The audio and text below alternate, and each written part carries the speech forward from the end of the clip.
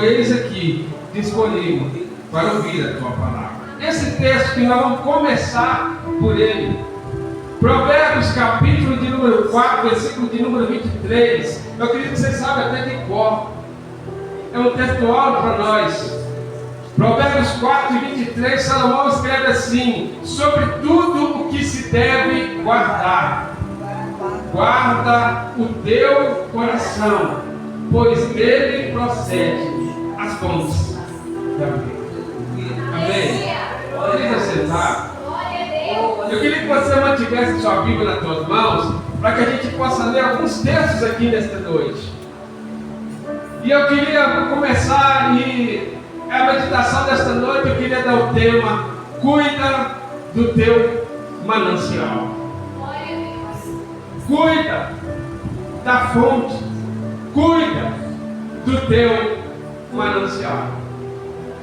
Salomão, sábio Salomão, escreve aqui e ele diz que sobre tudo que se deve guardar, guarda o coração, porque do coração procede as fontes da vida. Salomão está dizendo que o nosso coração é uma fonte. É dele, é do nosso coração que procede fontes da vida. E ele está dizendo que você precisa cuidar deste manancial, guardar o teu coração. Irmãos, eu acredito que todo mundo sabe. Se você quiser contaminar um rio, se você quiser contaminar um rio inteiro, você não precisa andar às margens do rio jogando veneno nele como tem feito por aí. O modo mais fácil de se contaminar um rio é você ir na fonte. Fonte é o local onde ele nasce. O manancial é o nascedouro do rio.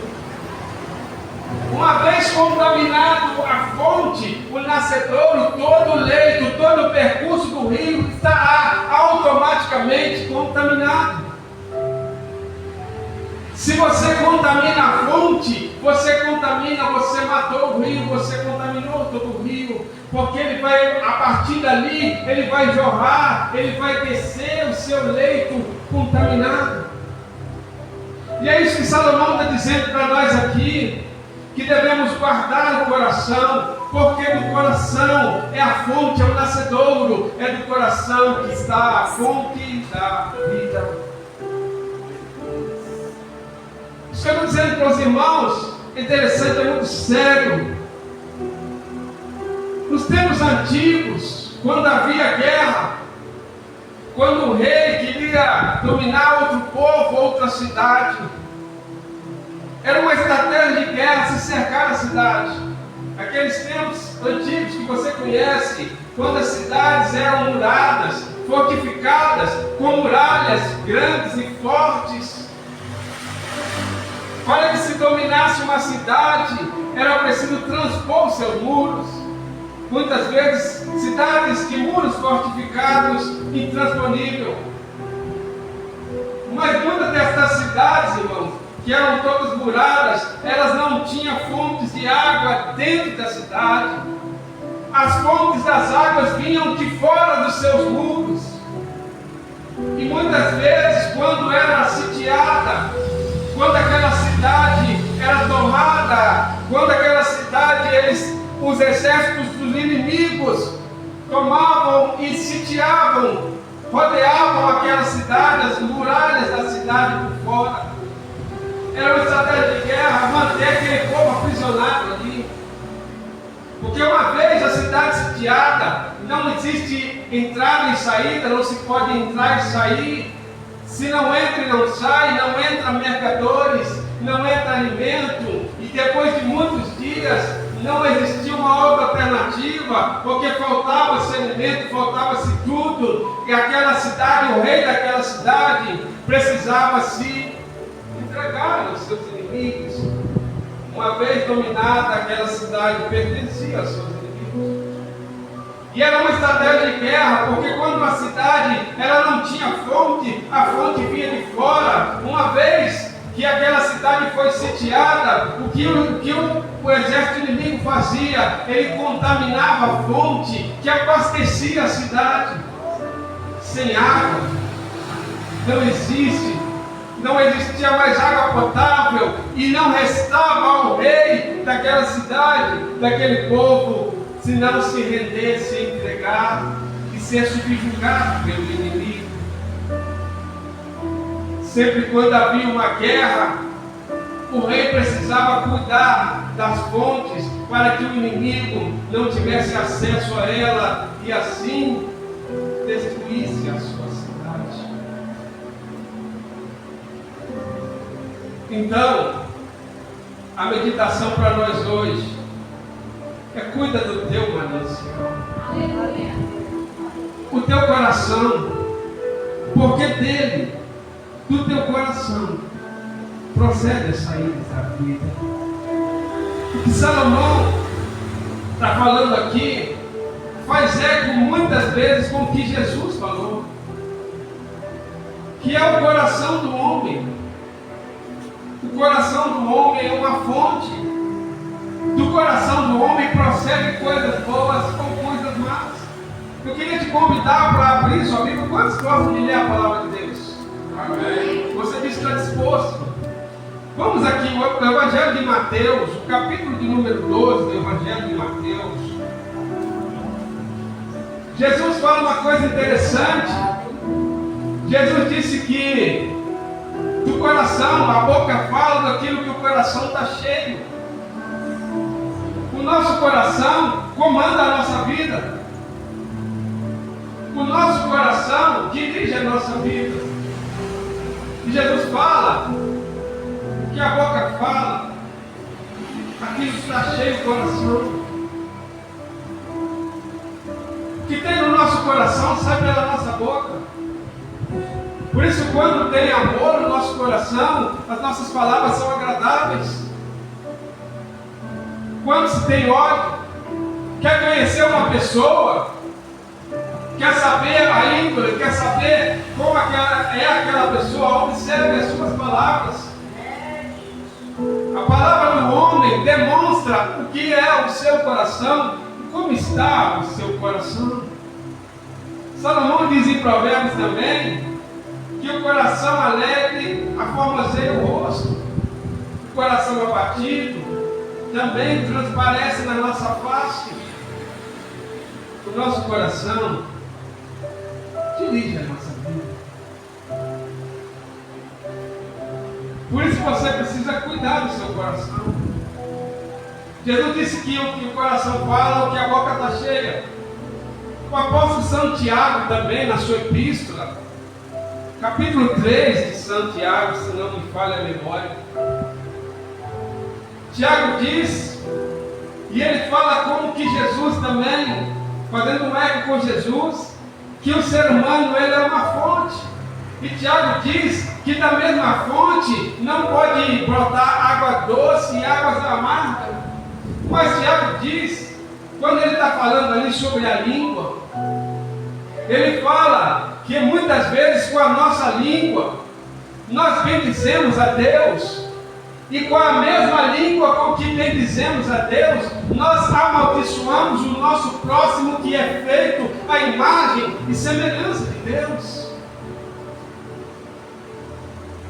E Tiago ainda ele continua seu relato dizendo assim: não convém que seja assim, irmãos. Não convém que seja assim, que de uma mesma fonte possa brotar água doce e águas amargas. São Tiago escreve. Por que, irmão? Porque o nosso coração é um manancial. E ele vai dirigir a nossa vida. Eu queria até achar esse texto aqui para os irmãos. É capítulo 3 mesmo.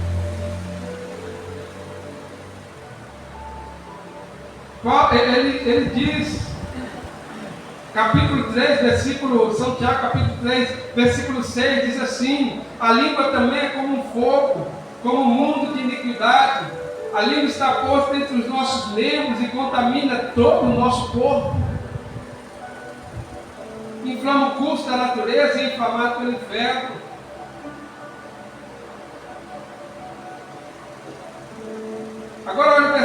número 9, Tiago diz que com ela, com a nossa língua, bendizemos a Deus e Pai, e com ela amaldiçoamos os homens feitos à imagem e semelhança de Deus.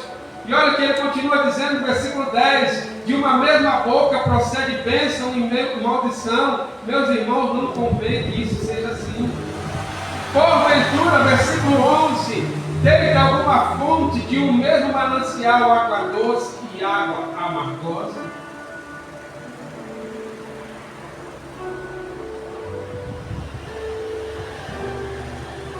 O nosso coração é uma fonte. E é dela que procede. É dela que sai aquilo que dirige as nossas vidas. Então nós devemos cuidar do nosso manancial. Eu me lembro de uma história que aconteceu na caminhada do povo de Deus 2 vezes. Uma vez, quando o povo estava saindo do deserto, saindo do Egito para a terra prometida, caminhando pelo deserto, chegou a um lugar que eles chamaram de Mara, porque as águas daquele lugar eram amargas, eram impróprias para o consumo. Quando Deus milagrosamente sarou as águas de Mara para o povo poder beber. E me lembro também de uma outra história pelo ministério do profeta Eliseu, quando eles chegaram num lugar onde as águas também eram águas impróprias, um manancial, as águas eram impróprias. Então Eliseu, ele orou a Deus, e ele pegou um prato de sal, e ele foi às fontes das águas, lá onde nasciam as águas da cidade, e ele orou a Deus, e ele então colocou o sal naquela água, e as águas daquela cidade foram curadas, porque as fontes eram fontes de água ruim. Esses 2 exemplos nos ensinam que Deus é o único que pode curar o nosso manancial. Deus é o único que pode transformar um manancial ruim, um manancial estragado da nossa vida, nos dando um manancial bom. E sobre isso eu queria que você abrisse sua Bíblia e lesse comigo, por gentileza. A Bíblia diz que nós somos um manancial. Você que está com a Bíblia aberta aí, Mateus capítulo 15, versículo 10. Jesus diz também que é o coração, a fonte de bons e de maus. Mateus capítulo... Eu queria que você lesse primeiro o capítulo 12, por gentileza. Mateus, o capítulo 12.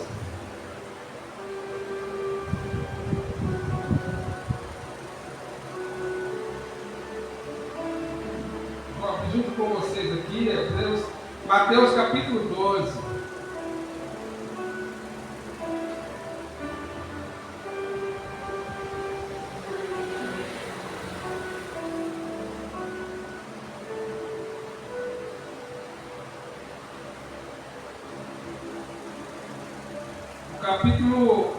Capítulo 12, versículo 35. Quem pode ler para mim?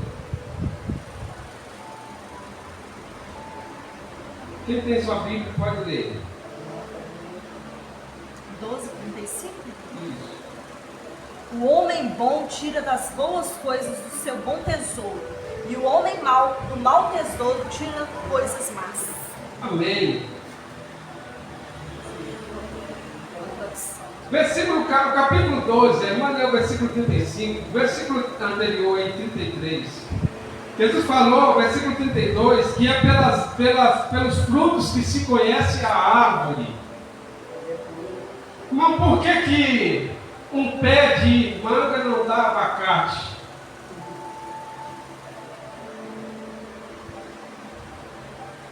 A figueira não pode dar uva, não é verdade? Sabe por quê? Porque a sua raiz é de figo e não de uva.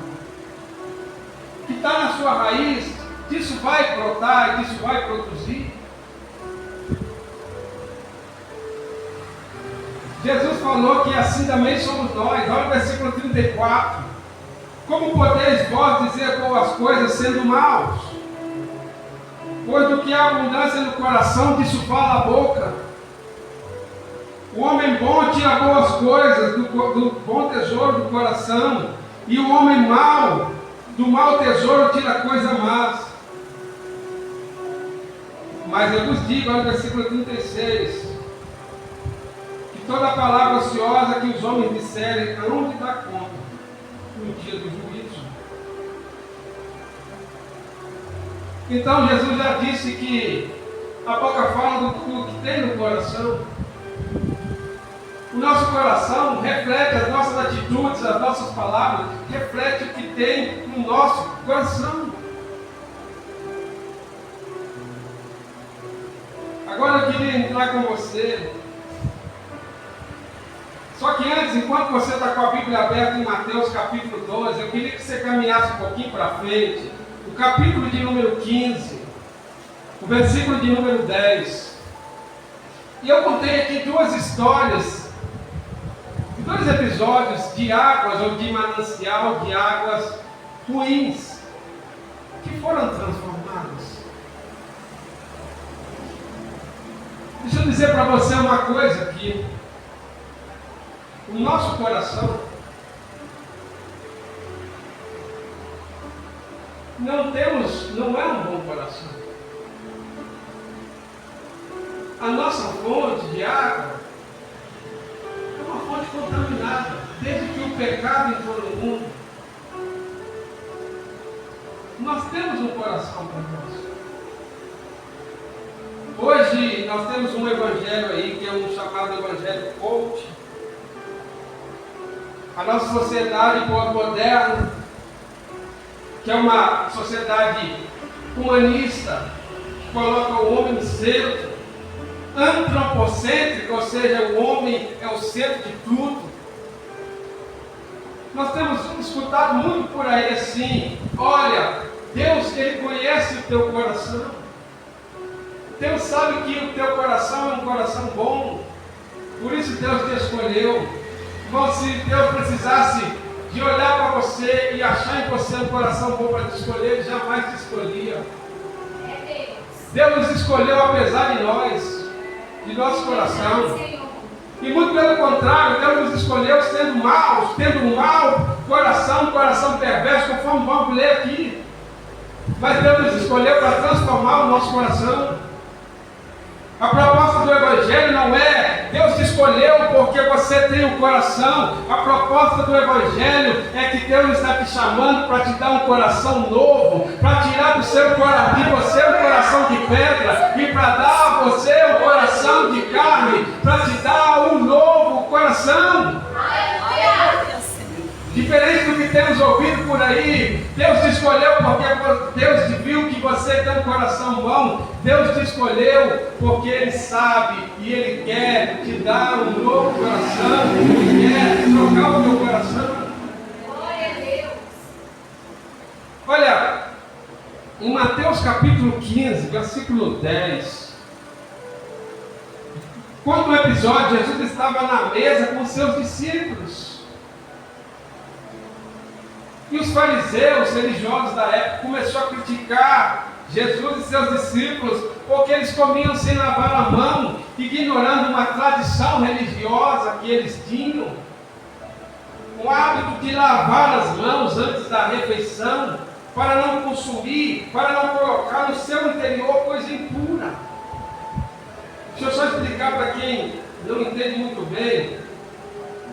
Talvez esse ritual, a gente acha que é apenas um ritual higiênico, porque é higiênico lavar as mãos antes de ingerir um alimento para não comer bactérias. Mas aquele ritual que eles tinham, que era um ritual chamado de lavar as mãos, da qual eles tinham até em suas casas um tanque feito de pedras, de água, para lavar as mãos e purificar antes das refeições. Era um ato religioso. E era mais do que apenas comer uma bactéria e contaminar o corpo. É porque na lei de Moisés tinham animais e coisas que era considerada impura, que se ingerido deixava a pessoa espiritualmente impura. Estão entendendo? O mosquito, por exemplo, era considerado impuro. E se por um acaso você ingerisse até por acidente um mosquito, você estava espiritualmente impuro. Você precisava procurar, não era um médico, porque você não era apenas a contaminação do corpo, era a contaminação do espírito. Você precisava procurar um sacerdote e fazer ali o ritual chamado de ritual de purificação, porque espiritualmente vocês estavam impuros. Então, quando eles criticam Jesus e os seus discípulos por estar comendo sem lavar as mãos, não era apenas uma repreensão higiênica, mas era uma tradição que não pertencia à lei. Deus nunca deu essa lei para Moisés, não existia. É chamado os evangélicos de tradição dos anciãos. Eram acréscimos à lei que eles fizeram, era puxadinho religioso. Era coisa de legalista, não pertencia à lei de Deus. E Jesus estava nem se importando com aquilo que a religião quer colocar, quer impor. Jesus não estava preocupado com isso. Por isso que Jesus não estava preocupado em lavar as mãos, ou preocupado em comer alguma coisa que deixasse o seu espírito impuro. Jesus está comendo com os seus discípulos. E os fariseus então ali chegou e viu eles comendo sem lavar as mãos. Ele disse: por que não lava a mão dos seus discípulos? Porque invalidam a lei ou a tradição dos anciãos. Pode olhar para a tua Bíblia. Porque invalidam então a lei, a tradição de nossos pais, e vocês não lavam a mão. Aí Jesus dá uma resposta que eu acho fantástica. Vocês estão preocupados com o exterior, mas olha o versículo 10 do capítulo 15 de Mateus. Jesus disse: você tem que preocupar com a fonte, é com o coração, porque de dentro é do coração que procede os maus pensamentos, os adultérios, a fornicação, os assassinos. Tudo procede do coração, e isso que vem do coração, olha o versículo 10, contamina o homem, mas o comer sem lavar as mãos não contamina. E eu posso parafrasear Jesus, os versículos seguintes aí. Vou falar do meu modo, porque Jesus falou, está escrito aqui no modo elegante, mas ele disse assim: porque eu comer sem lavar as mãos faz nenhum sentido, muda nada. Porque o que vai ser ingerido, depois vai ser expelido. Posso falar a palavra? Vai ser cagado. Você está preocupado com o que está comendo sem lavar a mão? Se o que a gente vai comer, vai para o intestino e depois vai embora? Você está achando que isso vai contaminar o espírito? Se o mal do homem já está dentro dele e é o seu coração, é a fonte, é o manancial. E é dele que procede, do coração. Enquanto eles estavam preocupados com as coisas exteriores, Jesus está falando que é no interior do homem que precisa de transformação, porque é o coração do homem que é uma fonte de manancial, e é desse coração que procede aquilo que contamina o homem. O pecado procede do coração. Escuta. A gente às vezes pensa que nós somos o produto do meio. As pessoas dizem por aí que o homem ele nasce puro e depois ele se contamina com o meio. Bom, nós já sabemos pela Bíblia que todo homem nascido de Adão já nasce pecador. Diz o salmista que eu nasci em pecado, e em pecado me concebeu a minha mãe. Salmo 51. Olha que interessante. Em pecado me concebeu. A palavra é concepção. O que é concepção? Concepção é aquele momento em que o óvulo fecunda, em que o espermatozoide fecunda o óvulo e começa a nascer ali um embrião. Isso é fecundação. E o salmista diz que é nesse momento da concepção que o pecado é imputado a nós, por sermos filhos de Adão. Por isso nós já nascemos em pecado, porque ele está no nosso genes, no nosso DNA, desde o momento que estávamos em formação dentro da nossa mãe. Vocês vão escandalizar comigo, não? Quando nasce uma criança, ela já tem um perverso coração. É logicamente que nas primeiras idades da vida, ela não conhece a maldade, ela ainda é pura nos seus atos. Mas vai passando o tempo, e quando mais vai crescendo, fica evidente que nós já nascemos com um coração ruim. Já com 2, 3 anos, a criança tem ali um brinquedo, o priminho ou o irmãozinho está ali do lado, e ele não quer dividir o brinquedo. O pai já começa a falar, não pode, você tem que emprestar ele um pouquinho, você tem que dividir com ele. Ele diz, não, é meu, eu não quero. O que é isso? A criança ainda não sabe, ela não tem noção disso, mas ela já é egoísta.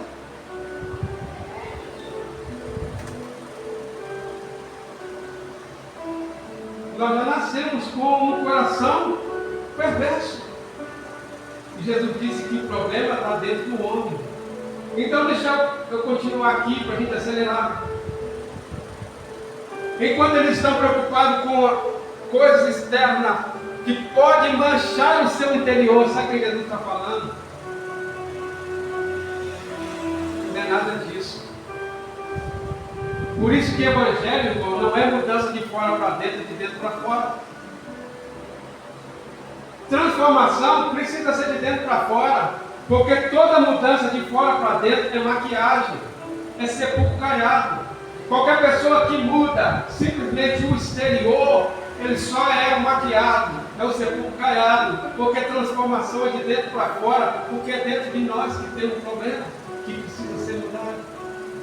Por isso que conversão, novo nascimento, é transformação de coração. É mudança lá dentro. Porque lá dentro de nós, no nosso interior, é que tem uma fonte contaminada que precisa ser sanada. E Jesus é o único que pode curar. Deixa eu caminhar para encerrar. Eu queria te convidar para ler um texto. O que Jesus está dizendo. O primeiro, eu queria que você abrisse sua Bíblia no livro do profeta Jeremias, capítulo 17, versículo 9.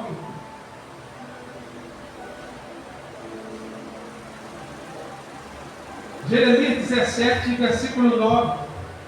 Eu queria que você olhasse na sua Bíblia. O profeta Jeremias, ele disse assim: enganoso é o coração, perverso. Alguma tradução vai dizer assim: desesperadamente corrupto ou perverso.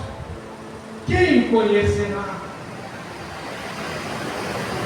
Depois o próprio Deus diz que Ele é que sonda o coração. Por isso que frequentemente você vê algumas pessoas dizendo assim: toda a resposta que você precisa. Eu já disse que a nossa sociedade é uma sociedade humanista, uma sociedade antropocêntrica, uma sociedade que, mesmo que travestida de evangelho, quer pregar o evangelho fazendo o homem olhar para si mesmo e não olhar para Deus. E frequentemente você vê alguém dizendo assim: olha, toda a resposta da sua vida que você precisa está dentro de você. As respostas que você precisa estão dentro do seu coração. Consulte o seu coração. Olha para dentro de você e você vai encontrar as respostas que você precisa. Desculpa, eu vim dizer para você que isso não é evangelho. O evangelho vai dizer para você que o seu coração não é lá um lugar confiável de se consultar. Por isso eu quero dizer para você diferente hoje. As respostas que você precisa estão em Cristo. Olha para Jesus. Aleluia. Não busque no seu coração, ele é enganoso, ele pode te enganar. Não busque dentro de você, porque dentro de você tem um coração que é enganoso. Busque as respostas da sua vida em Cristo. Por isso que a Bíblia diz, o próprio Deus disse: olhai para mim e sereis salvos todos os termos da terra. O Evangelho não manda você olhar para dentro, o Evangelho manda você olhar para a cruz. O Evangelho manda você olhar para Deus e buscar em Deus a resposta que você precisa. Você foi criado por Deus, a imagem e semelhança de Deus. Só Deus tem as respostas que você precisa para a sua vida. Não é o seu coração que te dará as respostas. Olhe para Jesus. Nós temos um evangelho de autoajuda e esse evangelho não ajuda nada. Porque nós não precisamos de autoajuda, ou seja, ajudarmos a nós mesmos. Se pudéssemos ajudar a nós mesmos, por que Cristo viria aqui? Cristo veio aqui pela nossa incapacidade de ajudar a nós mesmos. Por isso nós não precisamos de autoajuda, nós precisamos de ajuda do alto. É do alto que vem o nosso socorro. Só Ele tem a resposta para a nossa vida. Meu Deus. E só para encerrar, para dizer para você que o Evangelho não é mostrar para você que você tem um bom coração. Só para mostrar para você que o Evangelho não é olha para dentro do seu coração, porque seu coração é bom e tem respostas para você. Vou dizer para você uma coisa. Eu costumo dizer que o Evangelho é como um diagnóstico. Você vai no médico, você vai fazer uma consulta ali, os exames. A primeira coisa que o médico faz é avaliar, faz os exames, faz um check-up e avalia o seu corpo. E chega primeiro no diagnóstico. E às vezes o diagnóstico não é muito bom. Depois dos exames, olhou ali seu coração, passou ali um eletro, um ultrassom, olhou dentro de você, e chega para você e disse: amigo, o diagnóstico não é muito bom. Nós descobrimos probleminha aí no seu coração. E o que a gente precisa fazer é que a partir de agora você vai ter que entrar numa fila de transplante de coração, porque seu coração está muito ruim. E a única solução é a gente encontrar agora um coração, fazer um transplante de coração, e você vai ter que receber um coração novo, porque o seu está pifando. Recentemente, Faustão recebeu esse diagnóstico, né? E recebeu um coração novo. Passou por um transplante de coração. Não sei nem como está agora. Ele teve um tempo bem, depois ele teve, parece que, algumas coisas de rejeição. Espero que ele esteja bem. Mas o Evangelho, primeiro, ele faz um diagnóstico de nós. A gente vai no consultório do Redentor Jesus, e ele olhou para dentro de nós. Ele disse assim: o diagnóstico não é muito bom não, você tem uns probleminhas aí. Você é pecador, tem um coração perverso.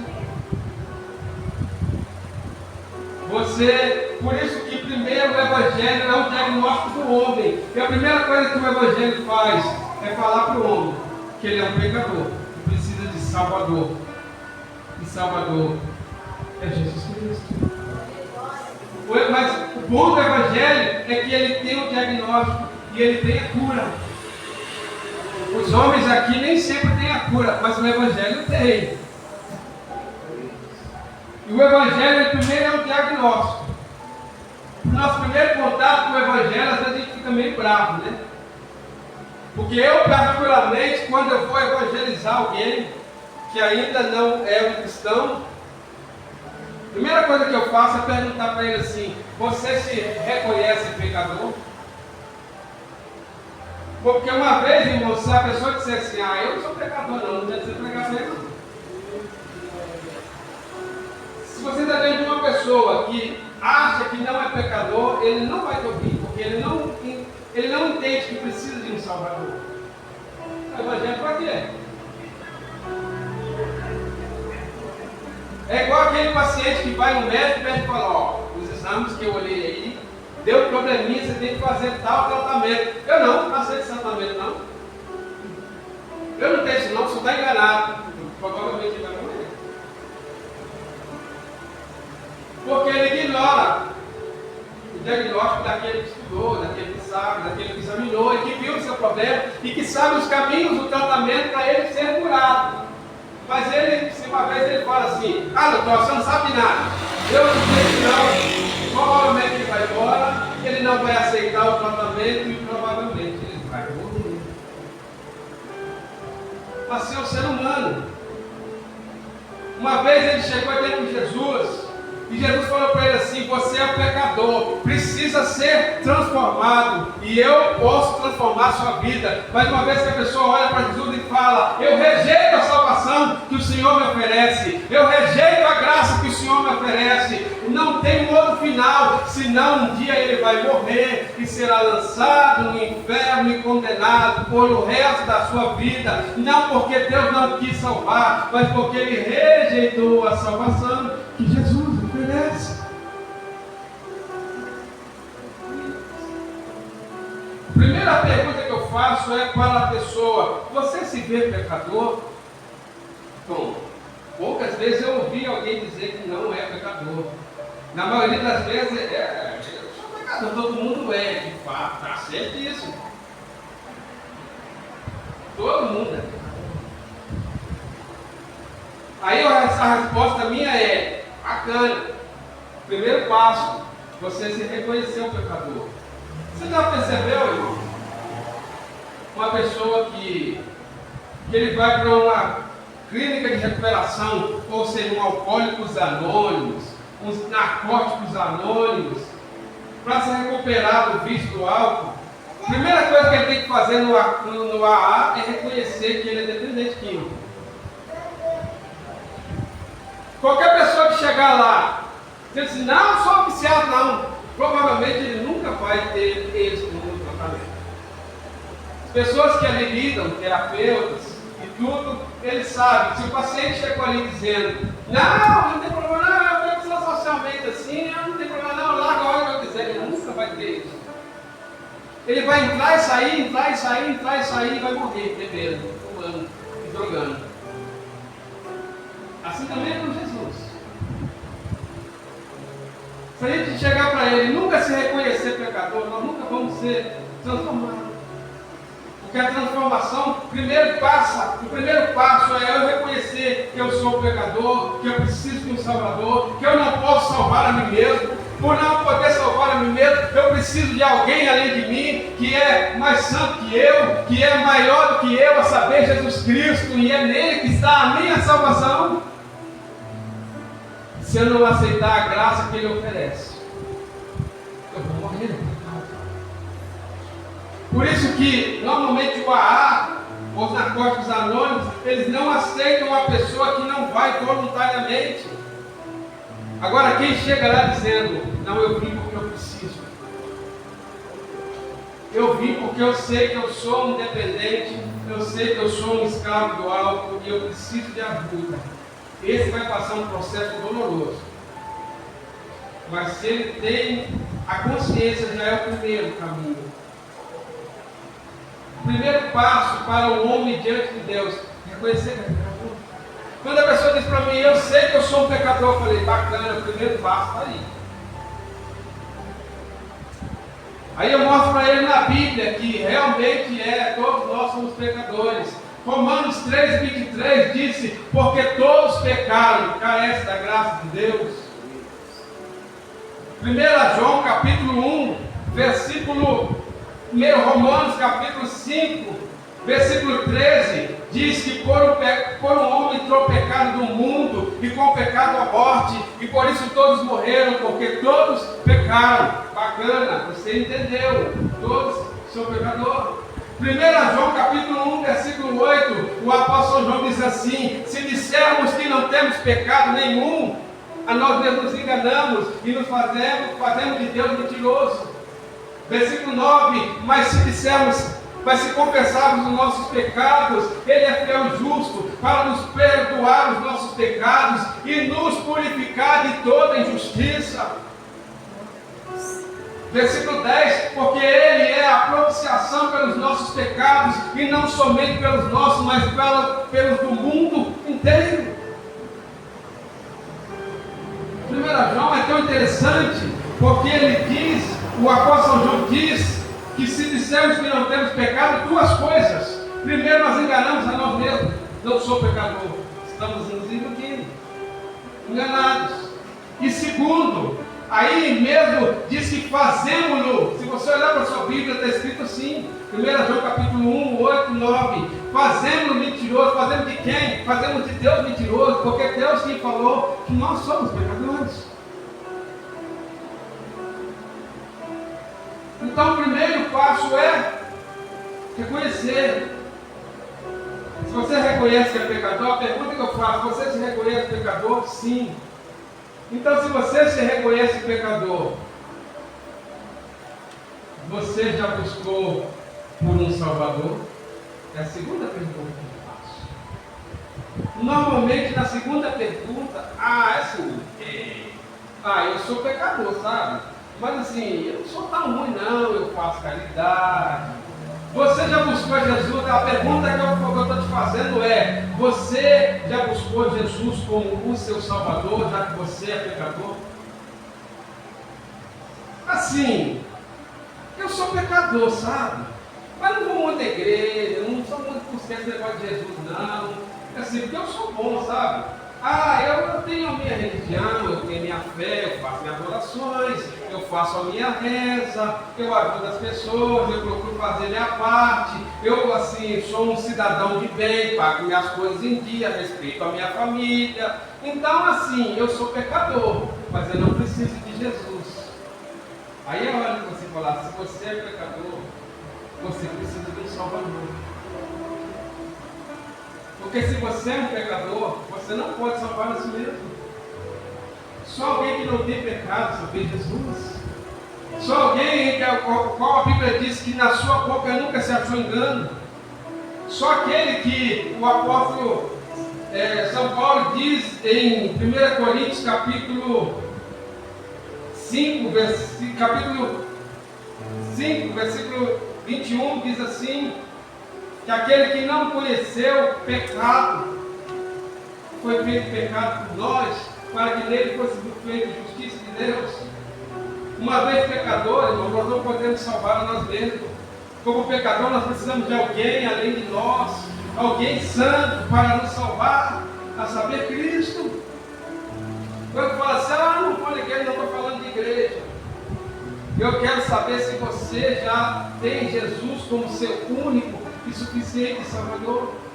Porque o primeiro passo importante você já deu, você se reconhece pecador, mas é preciso reconhecer Cristo como seu Salvador. Mas para encerrar, irmão, eu queria ler o último texto aqui. Eu queria que você abrisse sua Bíblia. No livro do profeta Ezequiel, o capítulo de número 36, no versículo 26, e eu encerro aqui. O profeta Ezequiel, quem tem a Bíblia? Versículo 36, capítulo 36, versículo 26.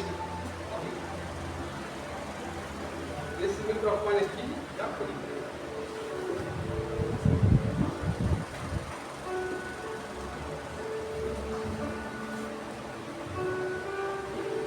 Deixa eu dizer para você, como eu disse, O Evangelho não é olhar para dentro de si. O Evangelho não é buscar dentro de si ou dentro do seu coração a resposta. O Evangelho é que você tem um problema sério dentro de você, mas que Jesus pode mudar. Porque só Jesus pode dar ao homem um novo coração. Só Jesus pode tirar o coração que é contaminado pelo pecado de Adão e dar ao homem um novo coração e uma nova natureza. Por isso que Ezequiel 36, 26, quem vai ler para mim, por favor, voz bem alta. Eu vos darei um coração novo, e porei em vós um espírito novo. Removerei de vosso corpo um coração de pedra, e vos darei um coração de carne. Sabe qual é a proposta de Deus? É trocar esse coração doente por um novo coração. Aleluia. Sabe aquele dia que a gente chegou no consultório do doutor Jesus? Ele diagnosticou o nosso problema. Nós temos um coração contaminado pelo pecado. Já nascemos com esse coração. E quando a gente chegou ali, ele falou para nós: o diagnóstico é assim. Seu coração é espiritualmente doente, é mau. Como lemos em Jeremias 17:9, enganoso, desesperadamente corrupto. Mas eu tenho um novo coração. E eu posso tirar esse coração de pedra. Eu posso tirar esse coração mau. E eu posso te dar um novo coração. E sabe qual é a nossa oração hoje? Senhor, dai-nos um novo coração. Senhor, muda o nosso coração e nos dá um coração semelhante ao teu. Senhor, eu quero um novo coração. Quantos aqui têm a certeza que já recebeu um novo coração? Tem uma canção que a gente canta: recebi um novo coração do Pai, coração regenerado, coração transformado, coração que é inspirado por Jesus. Como fruto deste novo coração, eu declaro a paz de Cristo, te abençoo, meu irmão. Preciosa é a nossa comunhão. Somos corpo, assemelhado estado, totalmente ligado, unido, vivendo em amor, uma família, sem qualquer falsidade, vivendo a verdade, expressando a glória do Senhor.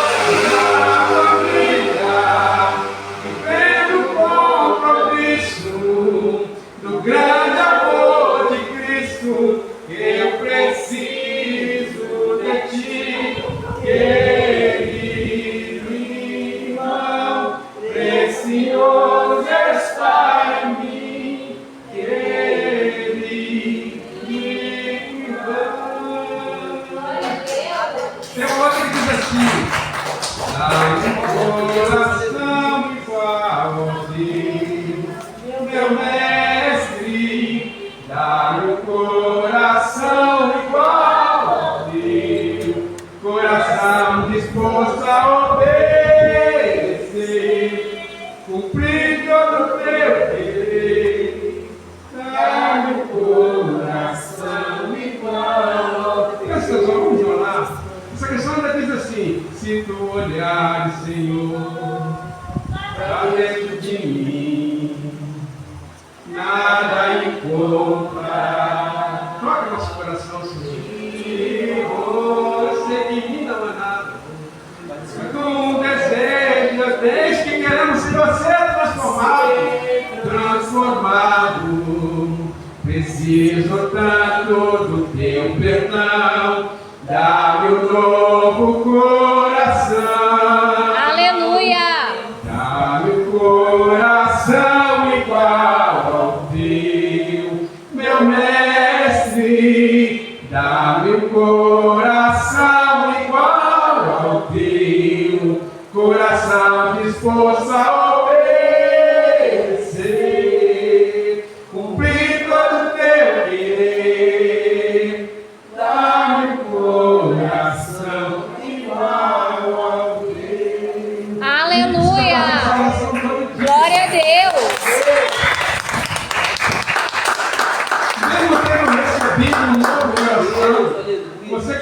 olhando, você sabe que em nós existem duas naturezas. A irmã cantou aqui hoje.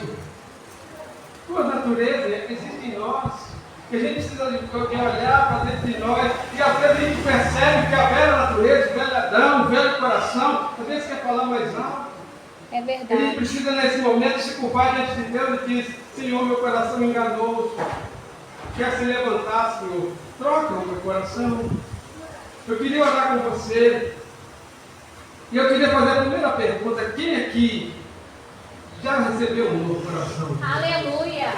Quantos têm certeza que você já nasceu de novo? É uma nova criatura de Jesus. Aleluia. Agora, quantos aqui que ainda não teve essa oportunidade de fazer essa aliança com Jesus, de falar: Senhor, eu sou um pecador, muda a minha natureza. Você tem a oportunidade de fazer isso hoje, de aceitar a Jesus como o único suficiente Salvador da sua vida, de falar, de reconhecer publicamente diante de Jesus que você tem um coração perverso, corrompido, e que você gostaria de receber um novo coração e uma nova natureza que só Ele pode te dar hoje em dia. Se tiver alguém, eu queria orar contigo. Eu queria que você desse um sinal com a tua mão. Eu queria orar por você. Mas se não tem, eu queria que você fechasse os teus olhos. Senhor, obrigado por tua palavra ministrada aos nossos corações. Senhor, nós estamos aqui, Senhor, e sabemos que nós temos um coração corrupto, perverso, mas que o Senhor tem feito algo em nós. Senhor, algo o Senhor está fazendo, e a tua palavra diz que aquele que começou a boa obra é fiel para cumprir até o dia de Cristo Jesus. Continua, Senhor, essa tua boa obra nas nossas vidas, mudando a nossa natureza, mudando o nosso coração, transformando o nosso ser para sermos semelhantes a Cristo Jesus, o teu Filho. Em nome de Jesus é a oração. Amém. Deus abençoe. Louvado seja Jesus. Eu vou passar para as irmãs aqui.